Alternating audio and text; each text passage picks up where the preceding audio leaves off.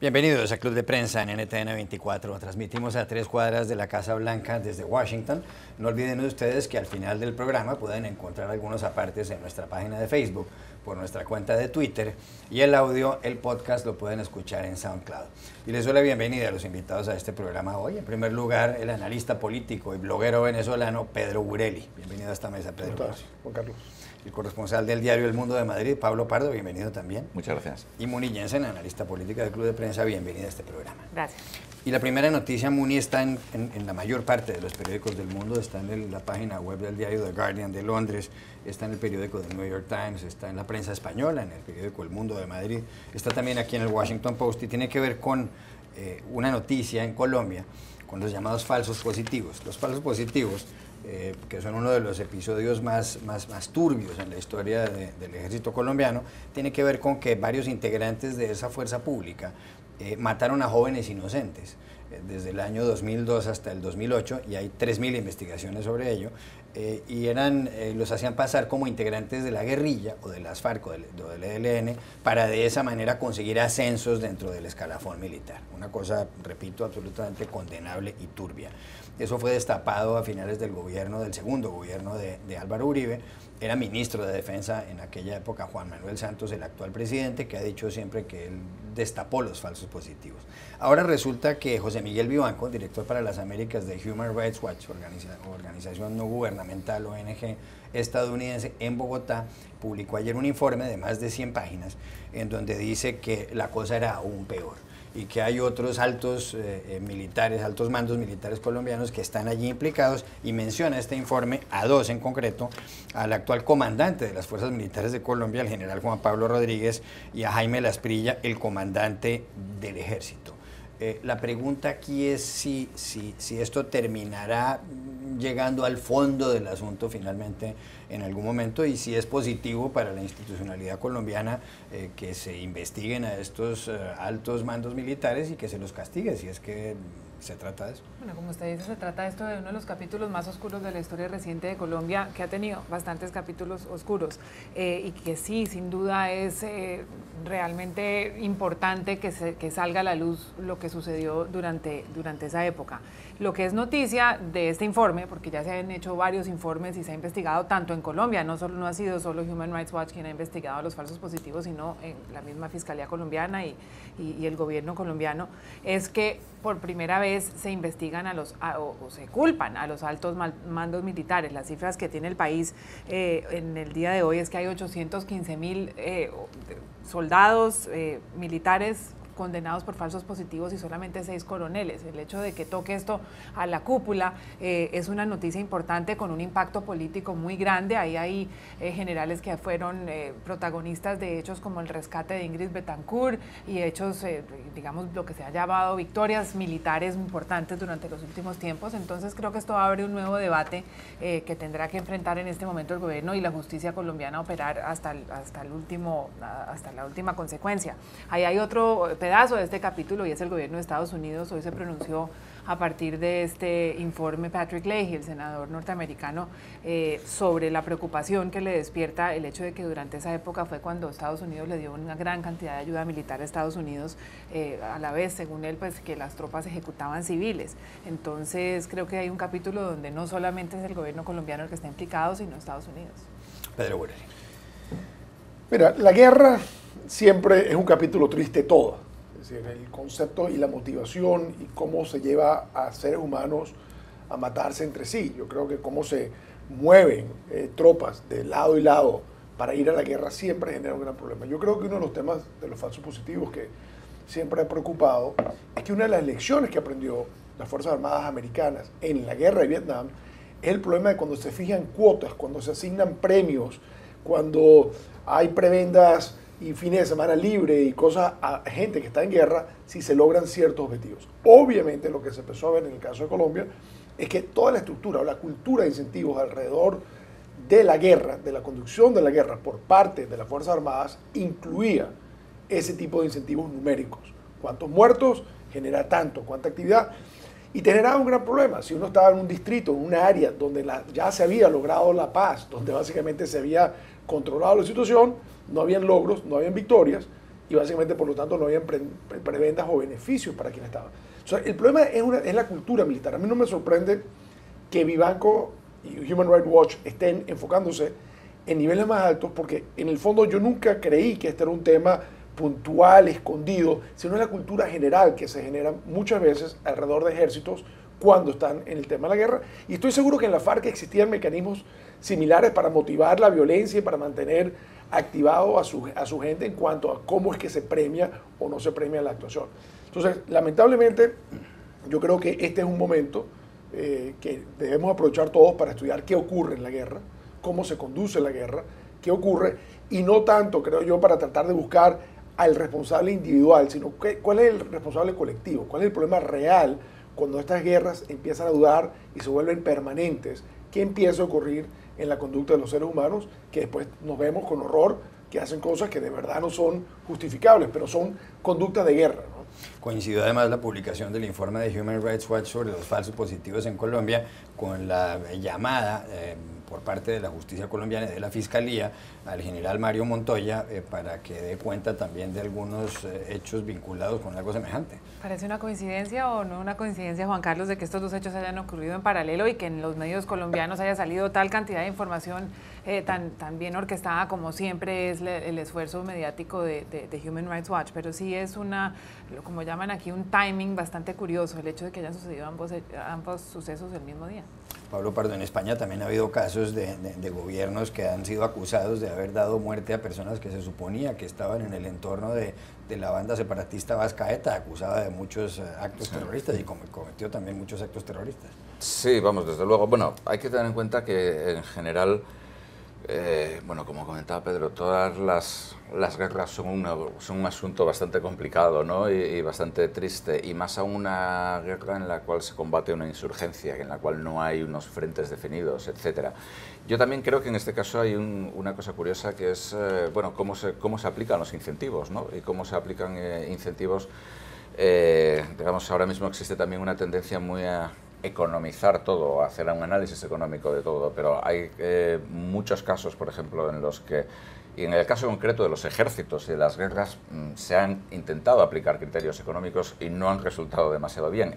Un ejemplo que no tiene que ver con este de los incentivos, pero por ejemplo, digamos, la privatización de parte de las operaciones militares en Irak acabó siendo también un completo desastre, ¿no? Y desde luego que todo lo que sea jugar con estadísticas, etcétera, hemos matado a tantos, a cuantos, no sé qué, siempre tiene un factor propagandístico muy grande y también distorsiona mucho la moral de las tropas. En el caso de Estados Unidos, por ejemplo, yo conozco el caso de los interrogadores durante la guerra de Irak y de Afganistán, que en muchos casos torturaban. La presión para conseguir información, aunque no fuera correcta, aunque no fuera válida, pues les llevaba a hacer todo tipo de barbaridades. Es decir, es un problema que va mucho más allá de Colombia. Yo creo que afecta un poco, digamos, a la condición humana, pero desde luego que aplicar este tipo de sistemas no suele funcionar, pienso yo. Pedro Burili, a propósito de Colombia, hay noticias de Colombia y Venezuela también. En los últimos días ha surgido una crisis entre ambos países, una crisis diplomática, porque a finales del mes de mayo el gobierno venezolano expidió un decreto y en ese decreto se refirió a lo que ha dado en llamar zonas operativas de defensa integral marítimas e insulares. Y habla de unas operaciones militares aparentemente comunes, aparentemente regulares, en una zona limítrofe con Colombia, en el mar, por supuesto, que está en disputa, que está en discusión, cuya soberanía está en discusión. Hay un diferendo limítrofe entre los dos países desde hace muchísimo tiempo. Casi un mes después de que expidió ese decreto el presidente Nicolás Maduro, la ministra de Relaciones Exteriores de Colombia, María Ángela Holguín, le entregó una nota de protesta al embajador de Venezuela en Bogotá, pidiéndole que el gobierno venezolano echara para atrás, diera reversa, diera marcha atrás a ese decreto. Eso no ha ocurrido. El gobierno venezolano expidió un comunicado diciendo que está dispuesto al diálogo con Colombia. Muy bien. El presidente Nicolás Maduro también compareció públicamente y dijo que va a ir a la Asamblea Nacional, al Parlamento venezolano, a defender la soberanía de Venezuela. Ayer el presidente colombiano Juan Manuel Santos dijo que él espera una respuesta oficial del gobierno venezolano a esa nota de protesta. y que si no existe esa respuesta, entonces el gobierno de Colombia no va a acudir a una comisión binacional en donde se discuten, como su nombre lo indica, el nombre del organismo, asuntos que tienen que ver con Colombia y Venezuela. ¿Qué lectura le da usted a todo esto? Quienes hemos observado un poco con estupor la relación entre el presidente Santos, el presidente Maduro, y entre la canciller Holguín y sus contrapartes en Venezuela, nos sorprende un poco este desencuentro, ¿no? Yo creo que hay el dicho de que siembra vientos y cosecha tempestades, lo estamos viendo ahorita en el Golfo de Venezuela, en la delimitación y eso, porque simplemente, ¿qué ocurre cuando las relaciones son totalmente falsas, cuando las relaciones tienen intereses subsidiarios y no intereses reales, que al final te encuentras con la realidad? Y te encuentras que un gobierno con bajísimo nivel de popularidad está tratando de buscar algo para distraer la atención, y un gobierno muy distraído con unas conversaciones de paz se distrajo con algo que para ellos era esencial, responder a tiempo. Y eso ha exacerbado las respuestas de ambas partes. Primero, no van a recibir una respuesta del presidente Santos. La respuesta que recibieron es la que van a recibir, que es la respuesta insolente e insultante de una cancillería venezolana que simplemente ha dejado de ser cancillería y se ha vuelto el arma política casi doméstica del gobierno, pero que vocifera hacia afuera. Entonces, no va a haber más nada distinto. Esa es la posición. Lo que están buscando es distracción, y un tema que se debe tocar muy delicadamente se está tocando a mal momento para ambos países.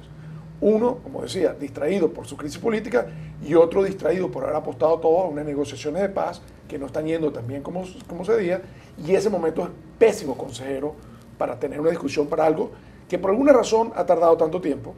O sea, siempre que se ha discutido de forma seria. Este no es el momento, no es la forma para discutir algo así. Si siguen en este tema, es porque el gobierno de Venezuela está buscando el conflicto y porque Colombia permitió y ha permitido en su relación con Venezuela tener este trato. O sea, no nos olvidemos, María Ángela Holguín es la gran avalista de Nicolás Maduro. Nicolás Maduro no sería quizás presidente de Venezuela si en UNASUR, en abril del 2003, no haya sido ella la que habló de que Maduro era una persona distinta a Chávez, era una persona con la que se podía confiar, con la que se podía tratar, un tipo con el que ella ha tenido absoluta buena relación. ¿Y lo dijo ella en UNASUR? Ella fue la gran avalista. Hoy en día anda por el mundo diciendo que este no es el Nicolás Maduro que ella conocía. Yo creo que Nicolás Maduro no ha cambiado nada desde que ella lo conoció hasta hoy en día. Tal vez ella es la que ha entendido un poquito más o está operando con otras circunstancias que no le ha permitido esa demora en reaccionar, que es inexplicable para un país que está haciendo valer sus derechos, y de repente salir si no responden con esas exigencias, demuestra que hay una equivocación en el manejo con Venezuela, que, como digo, hace terriblemente mala la combinación de una acción desesperada por parte de Venezuela y un manejo muy timorato por la parte de Colombia de toda su relación con Venezuela. ¿Acaso no está respondiendo adecuadamente el gobierno de Juan Manuel Santos? Bueno, en una columna que publica hoy la canciller María Ángela Holguín, ella explica los pasos que siguió Colombia según la Cancillería, los pasos apropiados para condenar o para establecer las diferencias con Venezuela. Todo esto bajo el manto de que se maneja con prudencia la relación. Yo no sé si la prudencia quizás es una excusa para la timidez.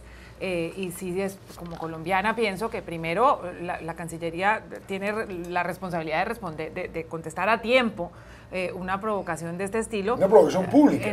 Y justo coincide con exactamente en el mismo decreto quedó mencionado Guyana, y Guyana reaccionó tan rápido que antes de que Colombia emitiera el comunicado, ya Guyana había resuelto algunos asuntos y Venezuela había sido obligada a cambiar un poco los términos de la situación con Guyana. Entonces, si Guyana es capaz de enfrentar una crisis diplomática con un país en donde no tiene realmente una agenda política tan robusta como con Colombia, uno esperaría que Colombia, cuya Cancillería históricamente se ha manejado con prudencia y con seriedad, pues una respuesta distinta. Además, la Canciller está en Cuba. Y hay muchos en Colombia que dicen que cómo así que hay una crisis diplomática con Venezuela con una canciller ausente. Bueno, ella está ya en las conversaciones de paz a donde la ha enviado el presidente Juan Manuel Santos. Último minuto de este segmento, Leopoldo López, líder opositor venezolano, que está en prisión desde el 18 de febrero del año pasado, tras un mes de huelga de hambre decidió levantar la protesta. Esto como consecuencia de que el gobierno de Venezuela, convocado para el 6 de diciembre las elecciones parlamentarias, él había dicho que iba a entrar en huelga de hambre hasta tanto el gobierno venezolano fijara una fecha para esos comicios, aceptara una observación internacional para esas elecciones de parte de la OEA, de la Organización de los Estados Americanos y de la Unión Europea, y además pusiera en libertad a todos los presos políticos. ¿Ganó Leopoldo López finalmente su pulso con el gobierno de Nicolás Maduro? Yo creo que lo ganó de una forma aparente y de una forma que no todavía se ve tan aparente, pero yo creo que se siente. Se logró una de las cosas que pedía, pero también se logró que la comunidad internacional durante este mes se enfocara en Venezuela. Y esas condiciones que él está pidiendo son las condiciones que están exigiendo todos los países, tal vez a excepción de los países del ALBA, pero todos los países serios del mundo están pidiendo exactamente las mismas condiciones que están pidiendo. Entonces sí lo logró. Él logró captivar la atención del mundo. El mundo se ha visto obligado a cambiar su posición y hoy en día le aseguro que la presión que existe sobre Venezuela es para lograr las dos cosas que faltan. Una observación plena, es decir, una observación real y no solamente el acompañamiento que no sirve para nada, por parte entonces trayendo a la OEA con equipos que llegan a tiempo, que hacen una labor profunda, y de la Unión Europea haciendo lo mismo, y la liberación de presos políticos. Entonces, esa es la discusión que continúa. Y esa discusión realmente se está dando en el mundo por el trabajo, el sacrificio en casa, en cárcel, de Leopoldo López, de Daniel Ceballos y otros, y de sus esposas recorriendo el mundo, haciéndole ver a la gente la verdadera situación de Venezuela. Entonces, desnudar un régimen en la forma que lo desnudó y sufriendo lo que sufrió Leopoldo para que eso ocurriera, yo lo llamaría un éxito parcial, pero un éxito importantísimo dentro de lo que es la lucha en Venezuela, porque el mundo entienda lo que está pasando. Ya regresamos a Club de Prensa.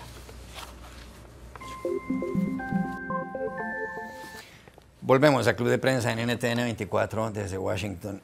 Pablo, en su periódico, en el diario El Mundo de Madrid, hay una noticia que dio el diario Liberación en París, periódico de izquierda muy conocido, y tiene que ver con que, según Wikileaks, la Agencia Nacional de Seguridad estadounidense, la NSA o NSA por sus siglas en inglés, espió a 3 presidentes de Francia durante varios años. Primero a Jacques Chirac, después a Nicolas Sarkozy, también conservador como Chirac, y posteriormente al actual jefe del Estado francés, François Hollande.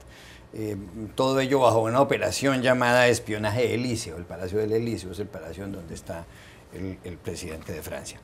Laurent Fabius, el canciller, el ministro de Exteriores de Francia, ha convocado a la embajadora de Estados Unidos, Jane Hartley, para quejarse.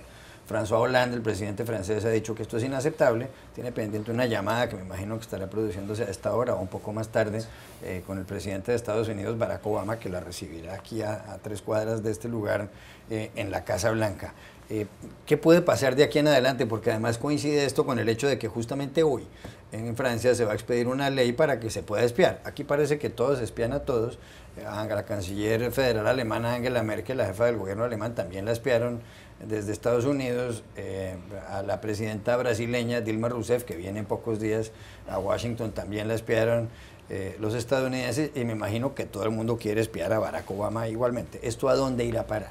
Bueno, no solamente eso, sino que además esto se produce hoy que hay una cumbre de la OTAN o de la NATO, digamos, sobre, bueno, que era una cumbre que ya estaba prevista, pero que se produce justamente en el contexto de la guerra en Ucrania y en el contexto de que Estados Unidos vuelve a enviar sus tanques a Europa. Es decir, desde el 18 de marzo del año pasado hasta ahora, por primera vez, creo que en 72 años no había habido ningún tanque de Estados Unidos en Europa. Ahora vuelven por la crisis de Ucrania. Bueno, hay que tener en cuenta, por ejemplo, en el caso de Angela Merkel, hubo un enfado muy grande de la canciller, pero ahora mismo Merkel y Obama están, digamos, en una luna de miel, tienen una relación muy buena. Y precisamente Alemania está, digamos, dirigiendo la política de sanciones y de contención a Rusia, con lo cual no sabemos muy bien en este tipo de cosas a dónde van a llegar, hasta dónde va a llegar la sangre, digamos, ¿no?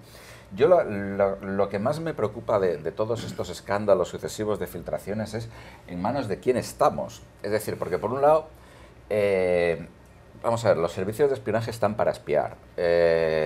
Y si hay un país que además presuma de cómo sus servicios de espionaje suelen obtener información, sobre todo, por ejemplo, en países árabes, para conseguir contratos para sus empresas, es Francia. Y como prácticamente hacen todo lo habido y por haber, incluyendo sobornos, etcétera, etcétera. Con lo cual, es decir, bueno, que los servicios, o sea, que alguien como François Hollande o Angela Merkel o Dilma Rousseff se enteren por los medios de comunicación, por Liberación, de que les han pinchado el teléfono celular, a mí, en primer lugar, lo que me parece es que esos países deberían echar al jefe de sus servicios de inteligencia. Eso es lo primero, antes que llamar a la embajadora de Estados Unidos. Y en segundo lugar, el hecho de que la NSA, que yo creo que tiene un presupuesto de unos 10.000 millones de dólares, que es, para ponerlo en contexto, es más que todo el presupuesto de defensa de España, de mi país, no sea capaz de evitar que unos tipos locos de Wikileaks le cuenten a todo el mundo a quién espían.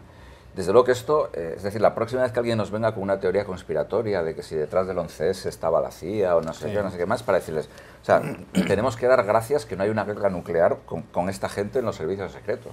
30 segundos, Pedro Burel. Mira, yo creo que aquí hay dos problemas. El problema real, que es irrelevante, y en el caso de Alemania se vio cómo se resolvió y todas las investigaciones sobre el espionaje sobre Angela Merkel cesaron exactamente hace una semana, se dio por terminado este escándalo, y el escándalo público cuando esto sale públicamente. El mandato de la agencia de inteligencia, yo creo que algo de lo que está diciendo Pablo, es espiar, y es espiar a quién. No espiar a la persona de la calle, es espiar al que toma decisiones en gobiernos o empresas. ¿Para qué? Para sacar alguna ventaja. O sea, yo recuerdo cuando James Bamford escribió su primer libro sobre la NSA, en el año 82, la gente descubrió en los Estados Unidos que ese era el mandato. El mandato de la NSA es espiar a todos los gobiernos del mundo. ¿Okay? ¿Para qué fin? A veces porque lo pueden hacer, no porque lo necesitan hacer. Entonces, el escándalo que estamos viendo es lo que los gobiernos tienen que hacer cuando sale algo público. Pero no solamente todos saben que están siendo espiados, pero todos están tratando de espiarse a sí mismos. Recuerdo, y un caso rápido, cuando se descubrió que los aviones de Air France en primera clase y en clase económica habían micrófonos de la inteligencia francesa para capturar las conversaciones de ejecutivos extranjeros que viajaban y poder durante todo el vuelo ir rescabando la información de estas conversaciones de ejecutivos para tratar de mejorar la ventaja, mejorar la posición competitiva de empresas francesas. Entonces, esto es un escándalo para el público, pero no es un escándalo entre gobiernos. Último minuto, noticias de Grecia, porque el señor Alexis Tsipras, primer ministro griego, está volando a Bruselas a ver si llega a un acuerdo con lo que se llama la Troika, el Banco Central Europeo, la Unión Europea, etcétera, el Fondo Monetario Internacional. Grecia debe pagar el próximo 30 de junio, dentro de muy pocos días, 1.500 millones de euros, algo así como 1.700 millones de dólares. El 20 de julio, 3.500 millones de euros. El 20 de agosto, 3.200 millones de euros. Pero él está exigiendo a la Troika que tiene que reducir cosas, por ejemplo, el pago de las mesadas pensionales a los jubilados griegos. ¿Usted cree, en 30 segundos esa respuesta, que pueda alcanzarse un acuerdo? Yo creo que sí, pero no apostaría sobre ello, digamos que es 70-30, que sí. Pero creo que es un acuerdo que no va a solucionar nada. El único acuerdo que ahora mismo sería posible que solucionara las cosas sería un compromiso por parte de Grecia de llevar a cabo reformas serias y a cambio un compromiso por parte de la Unión Europea de perdonarle una parte significativa, y estamos hablando del 40 al 50% de la deuda a Grecia. Si no, en Navidades o el año que viene volveremos otra vez a la misma situación. Ya regresamos a Club de Prensa. Volvemos al Club de Prensa en NTN 24 para despedirnos porque se acabó el tiempo. Gracias, Pedro Burelli, por haber estado aquí. Pablo Pardo y Muni Jensen, y a ustedes los espero mañana en Club de Prensa.